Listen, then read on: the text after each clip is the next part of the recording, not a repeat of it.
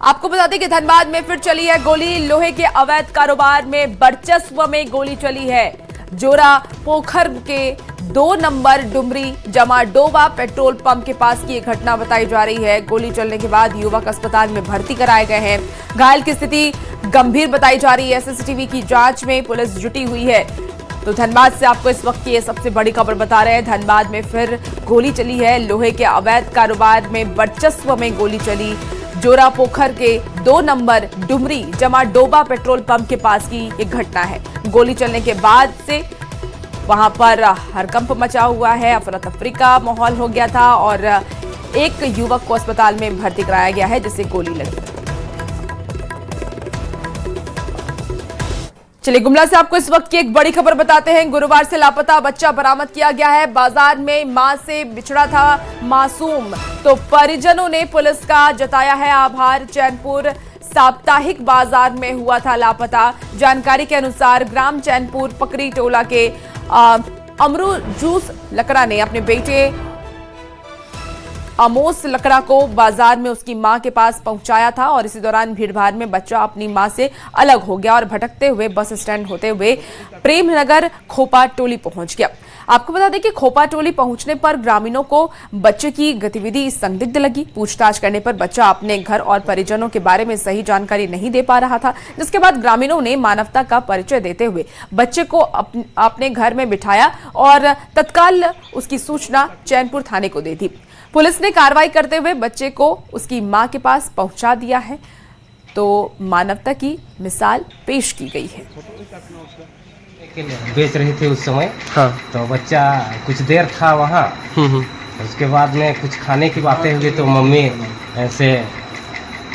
Mummy उसकी खरीद दी जी। और फिर खाया। उसके बाद में इधर उधर होने से के कारण वह भटक गया जी। उसके बाद कुछ देर के बाद में पुलिस का हाथ लगा बच्चा पर और फिर से मैं इस बच्चे को पुलिस थाना से मैं अपने घर ले जा रहा हूँ। क्या नाम हुआ आपका? मेरा नाम अमरुजुस लकड़ा है। बच्चा का क्या नाम है? बच्चा का नाम अमोस लकड़ा है। चलिए बात अब मौसम के मिजाज की कर लेते हैं। तो राजधानी रांची समेत राज्य भर के मौसम में आज से बड़ा बदलाव देखने को मिल रहा है। देखिए रांची में आज सुबह 9 बजे से झमाझम बारिश शुरू हो गई है। भीषण गर्मी और तपती धूप के इसी बीच बारिश ने लोगों को गर्मी से राहत दी है। देखिए मौसम विभाग ने पूर्वानुमान भी जारी किया है। मौसम विभाग ने संभावना जताई है कि आज यानी कि 29 मई से 1 जून तक रांची और आसपास के जिले में तेज आंधी, बारिश और वज्रपात की चेतावनी रहेगी। यानी कि अभी मौसम का मिजाज बदला हुआ रहेगा और जो जानकारी मौसम विभाग की तरफ से दी गई 1 जून तक मौसम इसी तरीके से रहने वाला है। मौसम विभाग ने आंधी, बारिश और वज्रपात की चेतावनी भी दी है। मौसम को लेकर जिसका इंतजार था वो घड़ी आ गई और वास्तव में राजधानी रांची समेत कई जिलों में आज सुबह से ही बारिश हो रही है। हालांकि राजधानी रांची की बात करें तो सुबह से ही आसमान में काले बादल छाए थे, हवा भी चल रही थी, लेकिन 9 बजते बजते बारिश शुरू हो गई है और देख सकते हैं कि राजधानी रांची में इस समय झमाझम बारिश हो रही है, हवा भी चल रही है। ऐसे में तमाम लोग जो सुबह से उम्मीद कर रहे थे कि वास्तव में बारिश होगी, उस साइक्लोनिक सर्कुलेशन का असर भी दिखना शुरू हो गया है। मौसम विभाग का पूर्वानुमान है कि आज 29 मई से 1 जून तक इसका असर रहेगा। मतलब कई जिलों में बारिश होगी, तेज हवा भी चलेगी, आंधी का पूर्वानुमान है, साथ ही येलो अलर्ट भी किया गया है। देखिए जैसे ही बारिश हुई, हम इस समय राजधानी रांची के डीपीएस चौक पर हैं। तमाम लोग सीधे यहाँ पर शेड में खड़े हो गए, बोले कि बारिश आई, कैसा लग रहा है? अच्छा तो लग रहा है। कल काफ़ी गर्मी था और धूप में ही काम करना पड़ रहा था। आज बारिश हो गई, थोड़ा सा अच्छा तो लग रहा है, लेकिन थोड़ा ऑफिस टाइम से और आगे होता तो और अच्छा लगता है। यानी ऑफिस कम से कम पहुंच जाते ज़्यादा बढ़िया था। तो ज़्यादा बढ़िया होता है। लटक के बीच में लटक गए, बीच में ही लटक गए। चलिए बारिश आई है, देखिए ठंडी हवा चल रही है, सुकून है। अब पसीना नहीं गिर रहा, आसमान से पानी गिर रहा है। बिल्कुल बिल्कुल अच्छा लग रहा है। अच्छा लग रहा है। ये ठंडी हवा जो है सुकून का एहसास करा रही है। पारा अचानक से नीचे आ गया, बोले कैसा लग रहा है? पहले बताइए। बारिश सुकून देने वाली एकदम बहुत बढ़िया मौसम कर दिया है। इतना गर्मी के बाद आज बहुत अच्छा लग रहा है। हम लोग को ऑफिस टाइम में लेट हो रहा है, फिर भी अच्छा लग रहा है, बहुत बढ़िया। बता दें कि रांची का पारा पिछले 1 हफ्ते से 40 से 41 डिग्री के बीच चल रहा है। तमाम लोग देख रहे हैं जो जरूरी काम से जा रहे थे, तमाम लोग जो हैं यहाँ आ रहे हैं, यात्री शेड में रुक जा रहे हैं। क्योंकि बारिश रास्ता रोक रही है, लेकिन बारिश पसीने को भी रोक रही है। जाहिर है कि इस बारिश का स्वागत हो रहा है। संजय कुमार सिन्हा, न्यूज़ 18, रांची। देखिए, गढ़वा में पिछले कई दिनों से चली आ रही भीषण गर्मी के बीच आज सुबह मौसम का मिजाज बदल गया है। तेज आंधी तूफान के बाद झमाझम बारिश हुई और मौसम सुहाना हो गया। गढ़वा में बहुत दिनों के बाद हुई इस बारिश से गर्मी से राहत मिली है। पिछले कई दिनों से गढ़वा का तापमान पूरे झारखंड में सबसे ज्यादा रह रहा था, लेकिन बारिश की वजह से तापमान में गिरावट आई।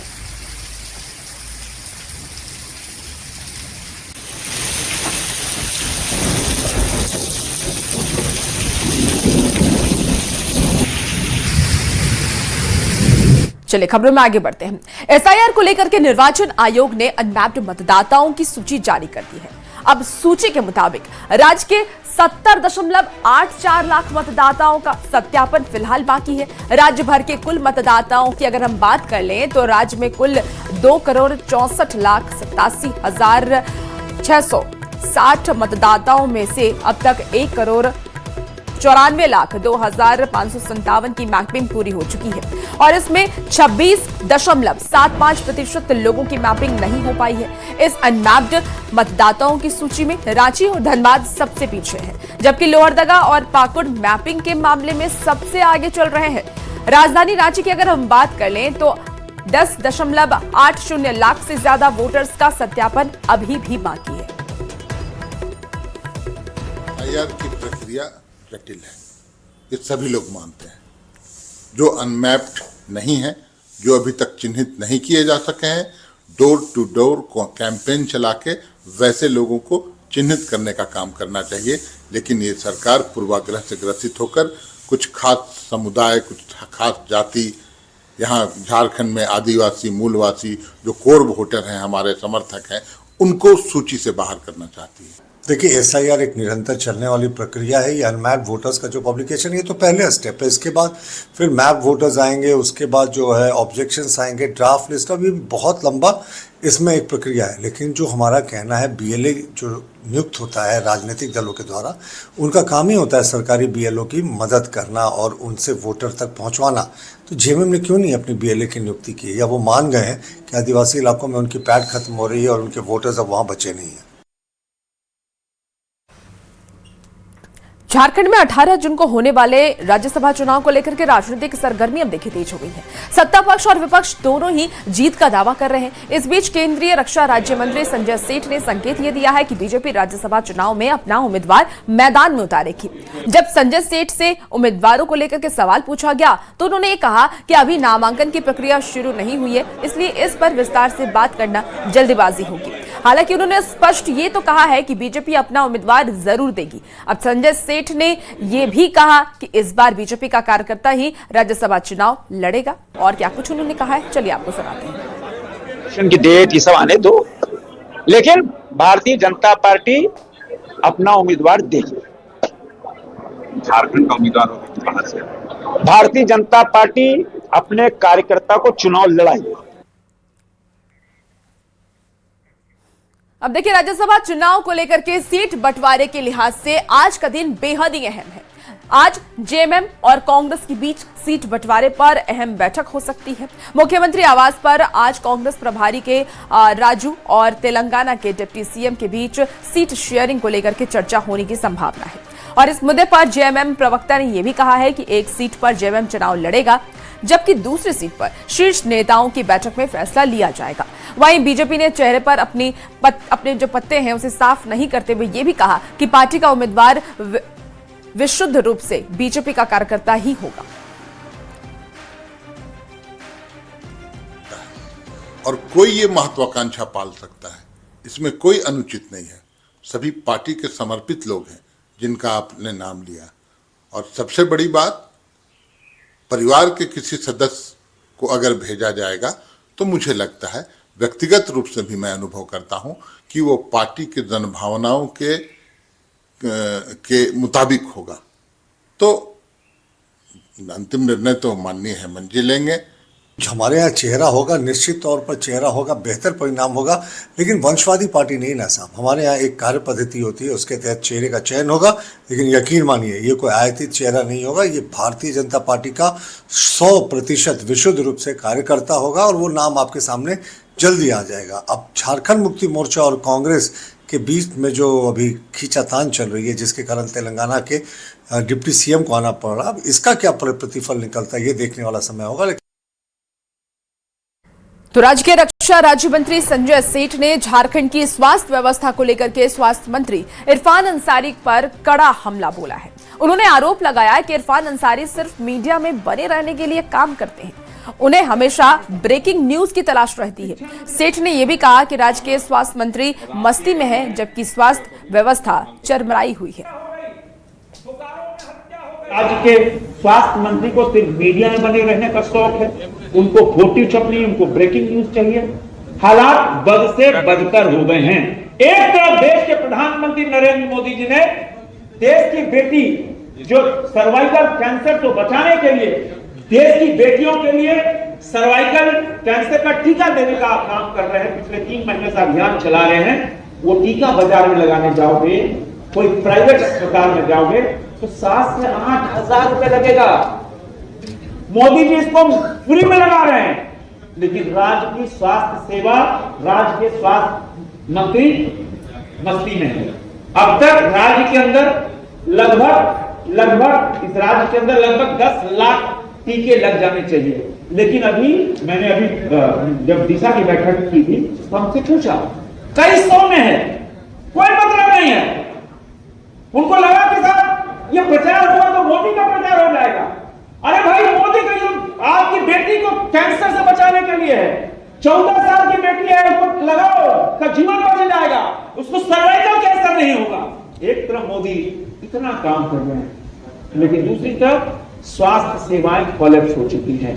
जो हालात, चाहे वो रिम्स का हो, चाहे किसी भी अनुमंडल अस्पतालों का हो, कहीं कुछ दिख नहीं रहा है। हालात बद से बदतर है मित्रों। देखिए, झारखंड में डिलिस्टिंग को लेकर के घमासान मचा हुआ है।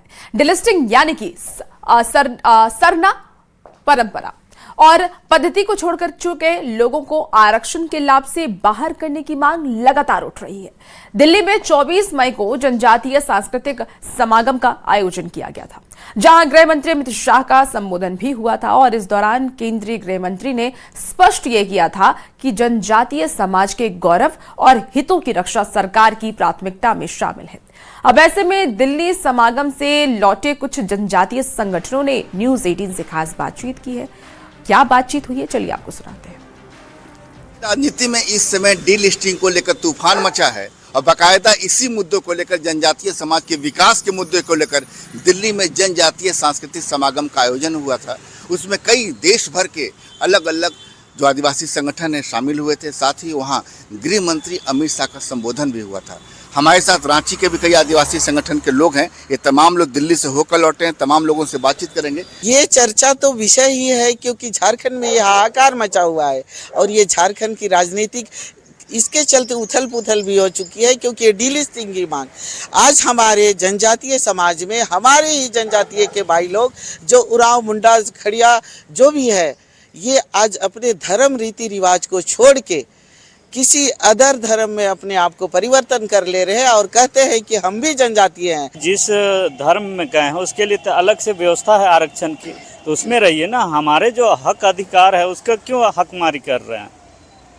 ये बिल्कुल गलत है। जो लोग बोल रहे हैं कि सरना और ये ईसाई एक है, कदापि नहीं हो सकता है। हमारा पूजा पद्धति और ईसाइयों का पूजा पद्धति जमीन आसमान का फर्क है।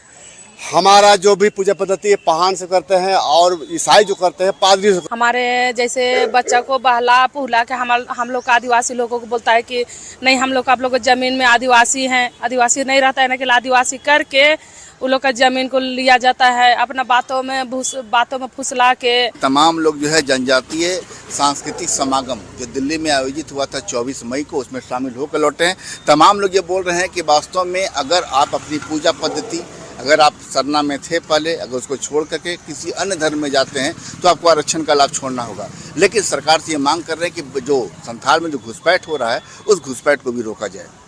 संजय कुमार सिन्हा, न्यूज़ 18, रांची। खबर अब आपको जामताड़ा से बताते हैं, जहां कुंडहित के नगरी पंचायत के सुलुंगा गांव में नवनिर्मित आंगनबाड़ी केंद्र भवन निर्माण में अनियमितता पाई गई है।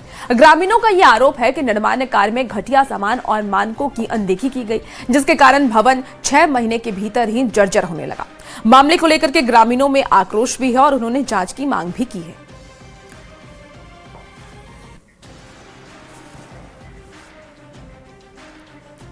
खबर अब चतरा से है, जहां पुलिस ने इटखोरी थाना क्षेत्र के भुरकुंडा जंगल मैदान से एक तस्कर को गिरफ्तार किया है। छापेमारी कर करीब 15 लाख रुपए का अवैध ब्राउन शुगर भी जब्त किया गया। गिरफ्तार आरोपी की पहचान अशोक पासवान के रूप में हुई है। आपको बता दें कि डीएसपी ने चेतावनी देते हुए कहा कि नशे का कारोबार किसी भी कीमत पर बर्दाश्त नहीं किया जाएगा और तस्करों की अवैध संपत्ति भी कुर्क की जाएगी। तो चतरा से आपको बता रहे हैं ये खबर, जहां शातिर तस्कर अशोक गिरफ्तार किया गया है। डीएसपी ने तस्करों को चेतावनी भी दी है। रंग के प्लास्टिक के पॉकेट में 30.31 ग्राम 30 ग्राम के लगभग में ब्राउन शुगर की बरामदगी हुई। कार्रवाई करते हुए उसे जब्त किया गया। उसके साथ नोकिया मोबाइल और अवैध सामान जो था इसके पास वो जब्त कर लिया गया है। और अवैध नशीले पदार्थ के खिलाफ साहिबगंज पुलिस लगातार कार्रवाई कर रही है। पुलिस की सख्ती से नशे के सौदागरों में हड़कंप मचा हुआ है। इसी कड़ी में रांगा थाना पुलिस ने ब्राउन शुगर की तस्करी कर रहे 4 युवकों को गिरफ्तार किया है। बता दें आपको कि जानकारी के मुताबिक सुनसान जगह पर एक कार से ब्राउन शुगर की खरीद बिक्री की जा रही है।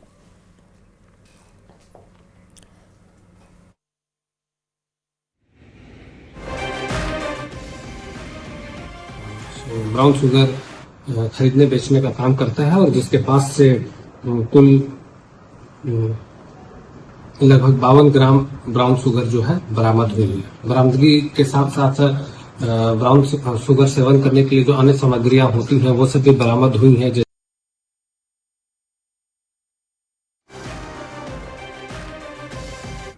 देखिए, झारखंड में नेता प्रतिपक्ष बाबूलाल मरांडी ने स्वास्थ्य मंत्रालय और राष्ट्रीय हेल्थ मिशन पर एम्बुलेंस खरीद में भारी अनियमितता का आरोप लगाया है और इस आरोप पर स्वास्थ्य मंत्री इरफान अंसारी ने पलटवार करते हुए कहा कि बाबूलाल मरांडी जी बहुत दूर से देखते हैं, ऐसे में वो उन्हें दूरबीन भेज रहे हैं जिसमें वो नजदीक से देख पाएंगे। उन्होंने ये भी कहा, या तो बाबूलाल घोटाले के आरोप साबित करें या एफआईआर के लिए तैयार रहें। अब इरफान अंसारी की चेतावनी पर बाबूलाल मरांडी ने जोरदार जवाब भी दिया है। उन्होंने स्वास्थ्य मंत्री को एफआईआर कराने की भी चुनौती दी है ताकि इसी बहाने एम्बुलेंस घोटाले की भी फाइलें खुल सकेंगी। थोड़े खरीदते हैं, बल्क में दवाई आता है, 1-2 दवाई एक्सपायर हो गया तो इसका मतलब क्या? विभाग पर आप उंगली उठा दीजिएगा क्या? इरफान अंसारी पे उंगली उठा देते हैं आप लोग क्या? आपको सबूत देना होगा। मैं बाबूलाल जी को दे रहा हूँ, 1 हफ्ता का समय दे रहा हूँ। मैं बाबूलाल जी के खिलाफ मैं कोर्ट में जाऊंगा मैं, और आप कोर्ट में नहीं, आप थाना में जाकर एफआईआर करेंगे कि आप बिहार कैसे आप आवाज उठा देते हैं। बोल रहे उनको क्या, प्रेस में काहे बोल रहे थे? एफआईआर कर देते और हमको गिरफ्तार कर लेते, क्या दिक्कत है? अरे कम से कम धूप में इतना घूम रहे हैं, उसे थोड़ा बचते। पार्टी के लोग हमको बैठने नहीं देते हैं। चलो इरफान जी ही थोड़ा मेरे लिए सोचते कि होटवार जेल भी हम ही बनवाए थे, तो कम से कम थोड़ा देर वहाँ रहते। इतना अच्छा जेल हम बनवाए, तो जेल जाने से कहीं ना कहीं आप नहीं डरते? क्यों डरेंगे भाई, हम कोई चोरी थोड़ी किए हैं। चलिए खबरों में आगे बढ़ते हैं। झारखंड की 2 राज्यसभा सीटों के लिए होने वाले चुनाव की तारीख नजदीक आ गई है और बीजेपी को उम्मीद यह है कि महागठबंधन में शामिल दलों के बीच खटपट का फायदा उसे चुनाव में मिलेगा। इस बीच झारखंड कांग्रेस प्रभारी के राज्य शुक्रवार दोपहर सीएम हेमंत सोरेन से मुलाकात करने वाले हैं और इस पर भी बीजेपी की नजर टिकी हुई है। बीजेपी अध्यक्ष ने इस पर चुटकी लेते हुए यह भी कहा है कि कांग्रेस पिछलग्गू पार्टी बनकर के रह गई है। ऐसे में कांग्रेस के 1 सीट पर उम्मीदवार उतारने के फैसले से बीजेपी को कोई फर्क नहीं पड़ेगा। ये उनका विषय है, लेकिन कांग्रेस पार्टी पिछलग्गू पार्टी आज पूरे देश में कब से भी जानते हैं कितना अनादर करेगी जेएमएम, वो इसके पिछलगू बन करके चलने का काम करेंगे, क्योंकि उनके स्वभाव में शामिल है। वो सत्ता से चिपक के रहना चाहते हैं, सत्ता से हर परिस्थिति में वो सत्ता से अलग होना नहीं चाहते। राज्यसभा के लिए बात करने जा रहे हैं। राज्यसभा जाए, उनका क्या है, गठबंधन की सरकार जो चला रहे हैं वो जाए, इसमें कहाँ कोई रोक है। लेकिन मुझे नहीं लगता है कि झारखंड मुक्ति मोर्चा उनको कोई तवज्जो देने वाली है। 25 मई को चान्हो में हुए विवाद और गर्भवती महिला से मारपीट मामले ने तुल पकड़ लिया है। देखिए, बीजेपी की तरफ से गठित टीम ने राज्य सरकार पर तुष्टीकरण का आरोप लगाया है और पीड़ित परिवार को न्याय नहीं मिलने तक लड़ाई लड़ने की बात कही है। तो राज्य से आपको ये बड़ी खबर बता रहे हैं। चान्हो में गर्भवती से मारपीट का ये पूरा मामला सामने आया। बीजेपी ने इसे लेकर के मोर्चा खोल दिया है। सरकार से सवाल किए जा रहे हैं। राज्य सरकार पर तुष्टीकरण का आरोप लगा है। तो आपको बड़ी खबर राज्य से बता रहे हैं। दोषियों की गिरफ्तारी की मांग भी अब विपक्ष कर रही है। पुलिस कर्मियों पर कार्रवाई की मांग भी बीजेपी की तरफ से की जा रही है।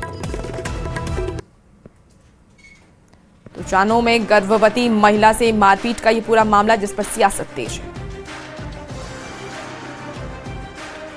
यही सरकार से हम लोग कहेंगे कि आप दोषी लोगों को जल्द से जल्द, शीघ्र से शीघ्र उन्हें गिरफ्तार करने का काम करें। यही हम लोग सरकार से मांग करते हैं। और यदि सरकार इस दिशा में काम नहीं करती है, गिरफ्तार नहीं करती है, तो निश्चित रूप से भारतीय जनता पार्टी कानूनी रूप से लड़ाई लड़ते हुए जो भी कदम उठाने का काम रहेगी, भारतीय जनता पार्टी उठाने का काम करेगी। और वक्त हो चला एक